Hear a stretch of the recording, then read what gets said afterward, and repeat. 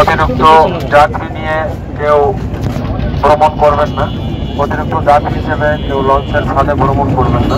অতিরিক্ত ভাড়া আদায় করবেন না। মহিলা, বৃদ্ধ এবং শিশুদের প্রতি যত্নবান হন।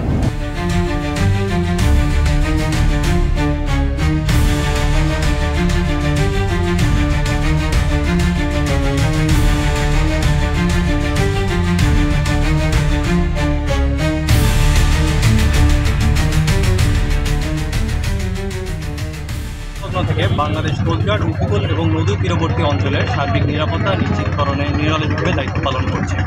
অবৈধ কর্মকাণ্ড প্রতিরোধ এবং নৌপথের নিরাপত্তায় নিয়মিত টহল, যৌথ এবং সারাচিয় অভিযান পরিচালনা করছে।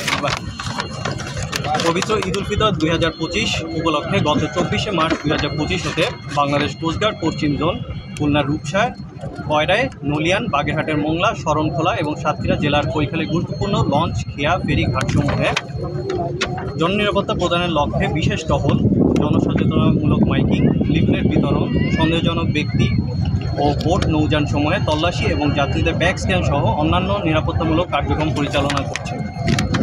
দুষ্কৃতিকারীরা যেন কোনো ধরনের নাশকতামূলক কর্মকাণ্ড সংগঠিত করতে না পারে তার জন্য সদা তৎপর রয়েছে কোস্টগার্ডের প্রতিটি সদস্য, যার মাধ্যমে যাত্রীদের নৌযাত্রা নিরাপদ থাকবে বলে আশা করা যায়।